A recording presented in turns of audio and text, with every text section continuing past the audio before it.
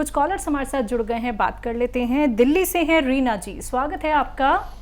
हाँ, मैं उसका हस्बैंड बोल रहा हूँ। जी सर, बताएं। वो 15-20 साल की पेशेंट है। उसको पहले स्पॉन्डिलोसिस था, उसके बाद उसको चक्कर आने लगे। चक्कर आते आते फिर डॉक्टरों के पास लिया, डिफरेंट डॉक्टर्स, जो मिला तो उन्होंने कहा नहीं जी इसको आर्थराइट्स है। आर्थराइट्स वो सब टेस्ट करके वो वहां निकला नहीं आर्थराइट्स। फिर एक डॉक्टर के पास गया तो उसने कहा नहीं जी इसको वही स्पॉन्डिलोसिस है, इसको V5, V3, V4, V5 वर्टेब्री 3, 4, 5 खराब हो गई है। तो पेन तो ऐसे ही है। फ्रोजन शोल्डर भी होता है बीच में, फ्रोजन शोल्डर के लिए उसने इंजेक्शंस भी किए, बहुत से इंजेक्शंस किए। उसके बीच में उसको हार्ट में भी दर्द होने लगी। तो फिर स्टेंट लगाया नहीं डॉक्टर ने, मेहरबानी तो की, उसने उसको दवाइयों पर ही रखा।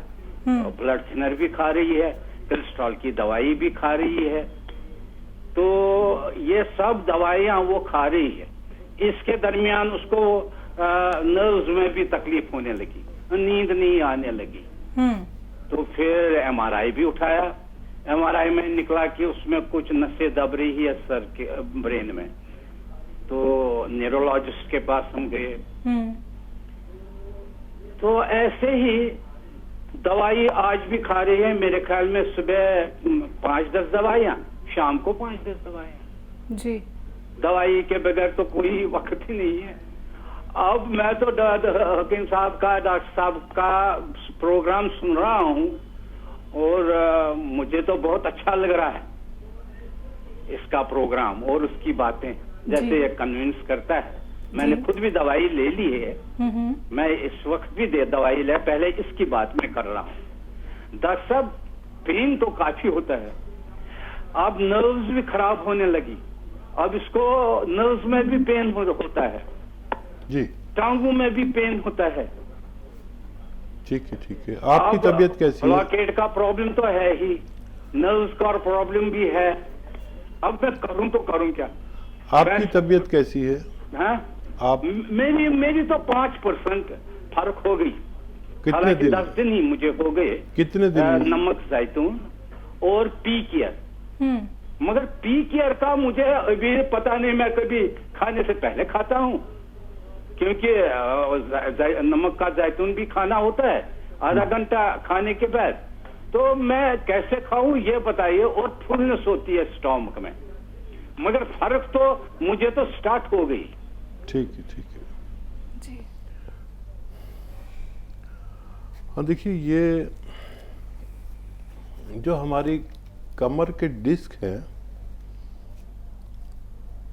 यहाँ से शुरू होते हैं और नीचे हिप तक जाते हैं। इन सब के नाम हैं, कहीं L1, L2, L3, L4, L5, ऐसे ये 3 हिस्सों में बांटा गया इस कमर के डिस्क को।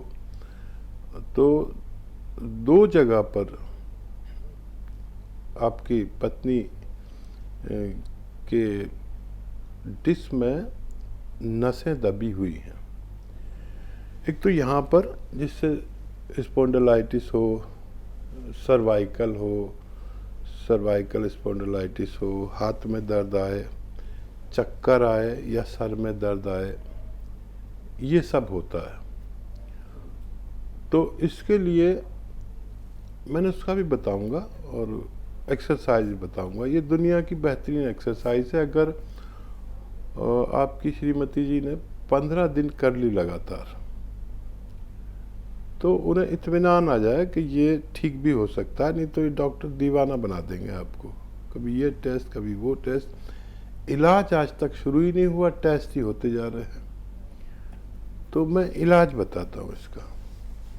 देखिए इलाज ये है, ऐसे बैठे और ये ठोडी यहाँ पर पकड़े अपनी, वो आपकी पत्नी ऐसे पूरी तरह ये चटर पटर होगी गर्दन में, कुछ आवाज़ें आएंगी, कोई बात नहीं। ये एक्सरसाइज पूरे दिन में देखिए ये यहाँ तक आ जाती है ठोडी ऐसे। 3 मिनट करनी है। ये 3 मिनट करें और ये 3 मिनट, ये,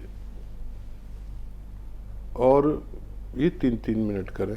और एक अपने बेड पर ऐसे लेट जाए सीधे, और गर्दन नीचे लटका लें, ये ऐसे नीचे लटका लें बेड से नीचे, और बाकी जिस्म आपका शरीर जो है ऐसे रहे, सीधा सीधा लेटें और ऐसे लटका के लेट जाएं। बड़ा सुकून मिलेगा, खून जाना शुरू हो जाएगा सर में, और डिस्क जो हैं जो इधर उधर हो रहे हैं, नसों को दबाए हुए हैं, वो अपनी नसों को छोड़ देंगे और नसों में फ्लेक्सिबिलिटी आएगी, और चक्कर आने बंद होंगे, दर्द होना बंद होगा, और वो नॉर्मल होने लगेंगी।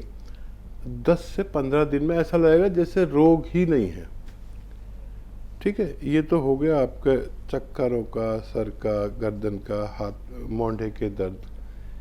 आप यकीन करें, अगर 15 दिन ईमानदारी से किया, ईमानदारी मैं इसलिए कह रहा हूँ कि अक्सर हम ये 2-4 बार करते हैं और सोचते हैं हो गया टाइम, घड़ी देख के 3-3 मिनट ईमानदारी से, और जो लेटें आप बिस्तर पे ऐसे और गर्दन नीचे लटकाएं तो 5-5 मिनट लेटें, ज़्यादा भी लेट सकते हैं, बड़ा सुकून मिलता है। और 5 बार लेटें, आज से ही शुरू करें। और दर्द हो तो दर्द की दवा है। अब रही आपके कमर में जो दूसरी नसें दबी हुई हैं, जिससे पैरों में, कमर में दर्द शुरू हो जाता है, यहाँ भी नसें दबती हैं, इसे साइटिका कहते हैं। और कहीं इसका इलाज नहीं है सिवाय ऑपरेशन के। कोई इंजेक्शन लगाता है, कोई ऑपरेशन करता है, लेकिन यूनानी इसमें काम करती है। गोंद स्याह, एक गोंद आता है यानी गम आता है, वो असली लेना ज़रूरी है। अगर असली मिल गया तो बस समझ लीजिए आपके रोग को ख़त्म करने की ताकत रखता है। कि रॉ मटेरियल है, गोंद स्याह कहते हैं, काला गोंद, लेकिन ज़्यादातर नकली लोग दे रहे हैं। ये 15-16 रुपए का 1 ग्राम आता है। आधा ग्राम ये रॉ मटेरियल है, इसको तोड़ के पाउडर बना लें, और आधा ग्राम सुबह नाश्ते के बाद दे दें, और पानी से दें इनको। दूध, क्योंकि कोलेस्ट्रॉल भी बढ़ा हुआ है, तो दूध से ना दें तो अच्छा है। और सुबह नाश्ते के बाद, रात को खाने के बाद देना शुरू कर दें। 15 दिन मुझसे कुछ मत कहें, या 1 महीना। अगर आपको इत्मीनान बख्श फ़ायदा हो, चाहे 15 दिन में, 1 महीने में 20-30-40% फ़ायदा हो जाए, तो फिर इलाज पूरा करना, एक्सरसाइज करते रहना। अब ये एक और रोग आपका रह गया, उसके बारे में बता दूं। हार्ट ब्लॉकेज, स्टेंट डालना, ये भी अच्छा हो सकता है। ये जो नमक ज़ैतून आप खा रहे हैं ना, 1 चुटकी नमक ज़ैतून लें, 1 चुटकी या 2 चुटकी, और 1 चुटकी खाने का सोडा पानी में मिलाकर, इस पानी से गोंद स्याह खिलाइए उन्हें खाने के बाद 2 बार। और भगवान से मदद मांगना ज़रूरी है। ये जितने भी नुस्खे मैं बताता हूँ, उस पर भगवान की लीला है कि वो फ़ायदा करते हैं असली मिल जाने पर। और फिर आप मुझे फीडबैक कॉल करना, मुझे अच्छा लगेगा जब आप कहेंगे कि आपकी पत्नी को बहुत फ़ायदा है।